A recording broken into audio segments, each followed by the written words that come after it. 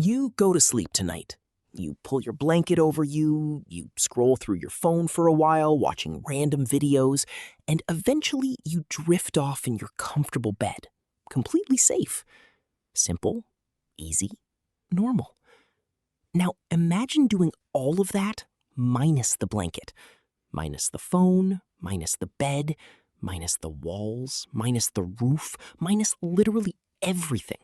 And instead, you're sitting in absolute darkness wrapped in animal skin, listening to something large moving in the bushes just 20 feet away from you. That was every single night for our ancestors. And here's the thing nobody really asks. How did they actually survive? Like when the sun went down, when the world went completely black, when predators started waking up, when your only weapon was a sharp rock and pure desperation? What was the plan? Did they run? Did they hide? Did they just sit there in the dark waiting to die? Because humans need sleep. We can't function without it. We spend a third of our entire lives unconscious. So how did they manage it? How did they sleep with lions, leopards, hyenas, saber-toothed cats prowling around in the darkness? The answer is so much more sophisticated, so much more ingenious, and honestly, so much more human than you'd ever expect. Let's go back, way back, before we had civilization, before we had real tools, before we had anything resembling modern society. Early humans were dealing with a very simple and very terrifying problem. Half of every single day was in complete darkness. Not the streetlights outside are too bright darkness. Not the can't find my phone darkness. Full, absolute, crushing, existential darkness. The kind where you hold your hand in front of your face and you see absolutely nothing. The kind where every snapped twig becomes a potential death. And in that darkness, things hunted. Lions, hyenas, leopards, saber-toothed cats, enormous bears. Almost all the major predators of the ancient world are crepuscular or nocturnal. They're most active at dawn, dusk, and during the night. Which means that when the sun went down, early humans went from being the apex predator, doing the hunting, to suddenly becoming a reasonably nutritious snack option for something with infinitely better night vision, better hearing, better sense of smell, and teeth and claws designed specifically for killing things like you. You didn't need a weather forecast to know what was coming. The forecast was dark, with an extremely high chance of being eaten. So what did you do? You grouped up. You got somewhere high, somewhere enclosed, somewhere defensible. You used the landscape itself as a barrier. Caves were premium real estate. Not because early humans had some romantic fondness for damp stone walls and zero sunlight, but because a cave is fundamentally a space with limited entrances. You can put your back to the rock. You know exactly what direction danger is coming from. It's basically the first security system, and it was remarkably effective. You couldn't swipe a key card to get in, but then again, leopards can't swipe key cards either. Groups slept together in these caves and rock shelters, close enough to share body heat, close enough to hear each other breathe, close enough that if something came in the night, someone would know immediately. It wasn't cozy in any modern sense. It was cramped and uncomfortable and cold and smelled terrible. But there was a particular kind of safety in numbers that went beyond just physical defense. Sleeping near other people meant someone was always a light sleeper. Someone was always partially awake. Someone was always accidentally or deliberately keeping a kind of watch. Your survival literally depended on the fact that not everyone in the group could sleep deeply at the same time. And then, somewhere around 400,000 years ago, everything changed. Fire. The moment early humans gained reliable control over fire, the entire dynamic of the night shifted completely. Fire does something almost magical from a survival perspective. It keeps you warm, yes. It lets you cook food, which dramatically improves your ability to extract nutrients. But more importantly than any of that, it creates a boundary, a circle of light, a wall between you and the dark that is purely psychological in nature, and yet somehow completely, utterly real. Most large predators will not cross into firelight. Not because fire physically stops them. They could charge through if they wanted to. They won't cross because they evolved to hunt in darkness, and an open fire is an anomaly, a confusion, something that violates their entire evolutionary strategy. Sitting next to a fire, you are safer from predation not through strength or speed, but through light itself. Light and the psychological impact of light on creatures that have never seen anything like it before. But here's what's genuinely interesting. The thing that doesn't get talked about nearly enough. Fire didn't just protect early humans from predators.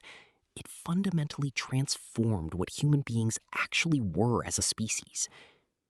Think about what happens around a fire. You can't really be productive in any modern sense.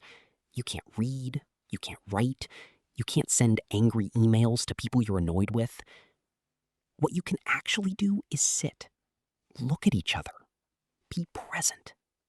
Actually be present in the most complete sense of the phrase, with the people around you. Researchers who study modern hunter-gatherer societies, groups like the Juhansi of the Kalahari Desert in southern Africa, or the Hadza of Tanzania, have found something remarkable. Daytime conversation in these communities is mostly practical. Who's hunting where? What needs to be gathered? Logistics, social coordination, the ancient equivalent of a Monday morning briefing. But nighttime conversation around the fire? Completely different. At night, people tell stories. Long, elaborate, emotionally rich, morally complex stories. Stories about ancestors. Stories about the world's creation.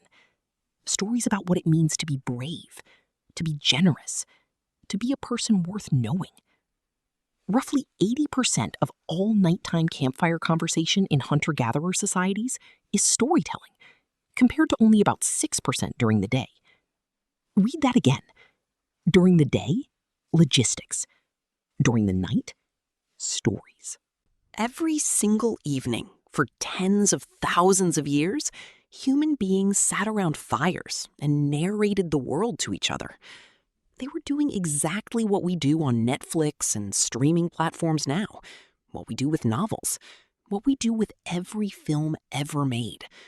They were trying to make sense of existence through narrative, through characters and conflict and consequence.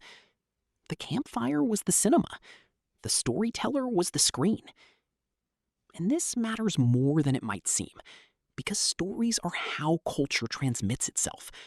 Stories are how values get passed down, how history survives, how identity is built across generations. Without writing, without books, without any external storage medium at all, stories around the fire at night were the hard drive of human civilization. Fire didn't just save humans from predators. It may have been the single most important catalyst for the development of language, empathy, cultural memory, and complex social bonding in all of human evolutionary history. Sitting around a fire at night telling each other stories might literally be the reason we became the kind of creature that can imagine things that don't exist yet.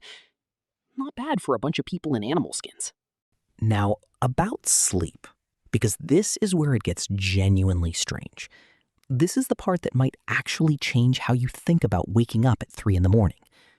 Most of us operate under the assumption that the natural, normal, healthy way to sleep is 8 hours, continuous, straight through the night, in one uninterrupted block.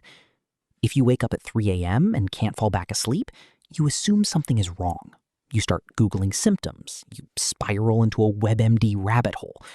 By 4 a.m., you've diagnosed yourself with 3 separate disorders and a rare nutritional deficiency. Here's the thing. That assumption might be completely historically wrong. There's a historian named Roger Eckhart who spent decades going through thousands of historical documents, private diaries, medical texts, court records, literature, household accounts, and what he found was genuinely astonishing. For most of human history, going back at least to medieval times, and almost certainly much further, people didn't sleep in one block. They slept in two. It was called first sleep and second sleep. You'd go to bed a couple of hours after dark. You'd sleep for roughly 3 to 4 hours. Then you'd wake up naturally, not in a panic, not in distress. Just wake up calmly, the way you might surface from a pleasant daydream. And you'd stay awake for an hour, sometimes 2. You'd pray. You'd think about your dreams. You'd have sex. You'd tend the fire. You'd check on livestock. You'd visit neighbors. And then you'd drift back to sleep until morning. This isn't speculation or a fringe theory. It's documented across cultures, across continents, across centuries with remarkable consistency. References to first sleep and second sleep appear in ancient texts going back to Homer's Odyssey.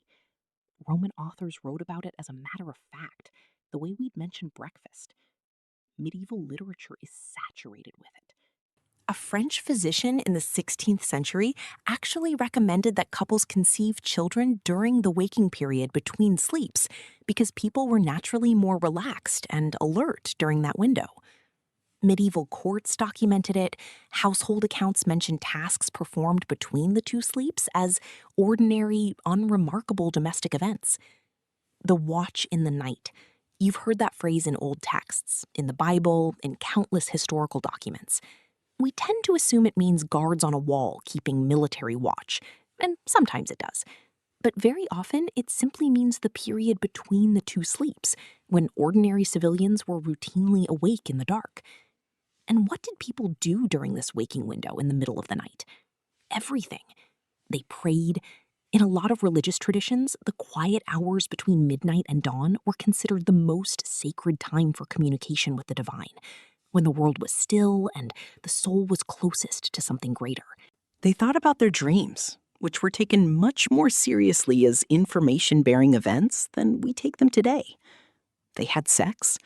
Apparently, this was considered an excellent time for it, since the body was warm and relaxed and there was nowhere else to be. They tended the fire, adding logs to keep the heat alive through the cold hours.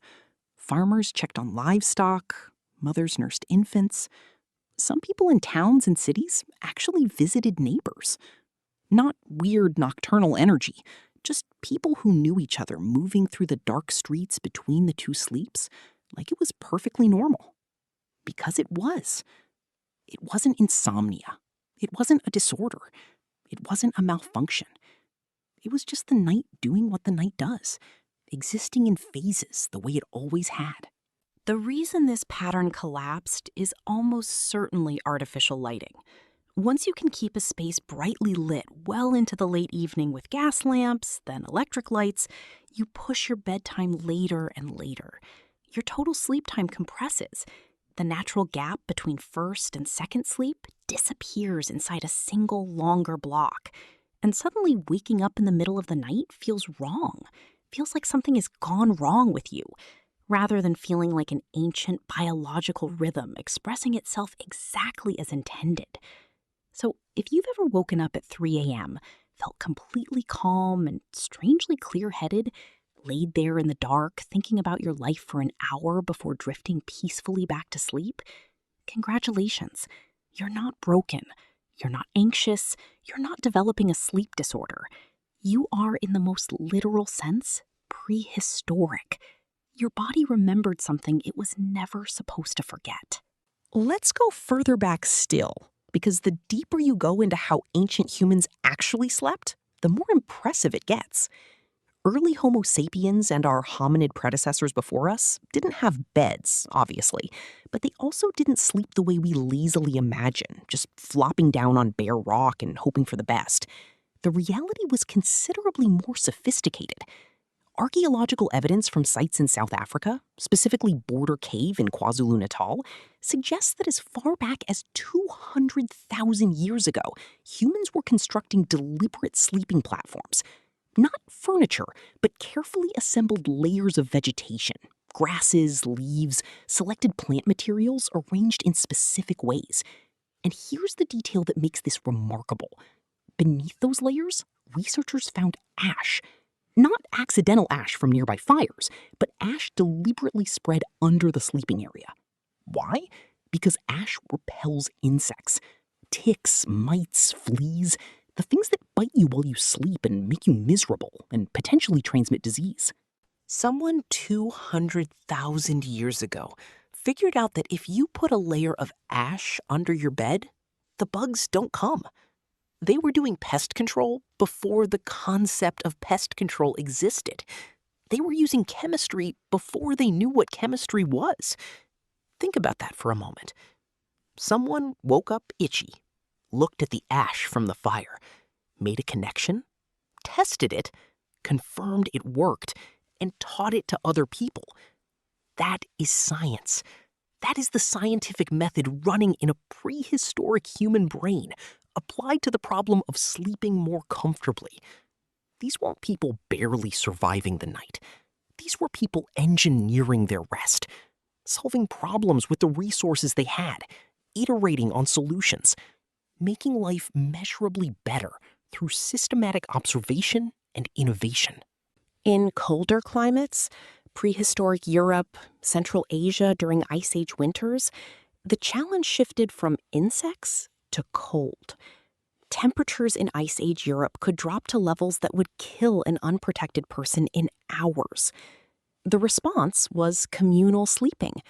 Groups pressed together, sharing body heat in a kind of living insulation system. This wasn't just social bonding, it was thermal physics.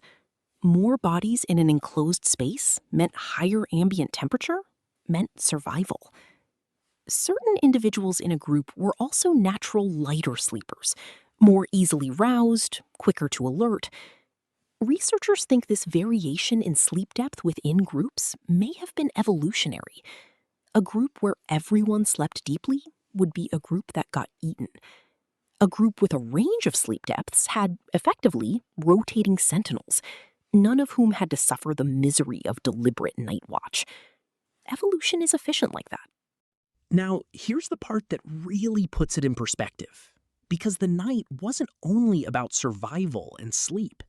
For virtually every ancient culture on Earth, the night was the most spiritually charged time in the entire cycle of existence. And this makes a certain intuitive sense. The sun, the thing that made the world visible and warm and alive, died every evening. It went beneath the horizon. In the cosmology of countless ancient peoples, it literally descended into an underworld and had to fight its way back. Every sunrise was a victory. Every night was a vigil. The ancient Maya built entire calendar systems around the movements of celestial bodies that were only visible at night. Their cities, Chichen Itza, Uxmal, Palenque, were architecturally oriented to align with specific star positions and planetary movements. The observatory at Chichen Itza was designed to track Venus with extraordinary precision. Venus, which is only visible at dawn and dusk, was associated with Quetzalcoatl and governed decisions about war. The night sky wasn't decoration. It was a political and military intelligence system. Maya priests conducted specific rituals in the deep night hours, making offerings to ensure that the sun would complete its journey through the underworld and rise again. From our perspective, this seems like mythology. From their perspective, it was infrastructure maintenance. The sun kept rising. The rituals clearly worked. Correlation was causation, and the priests were essential workers.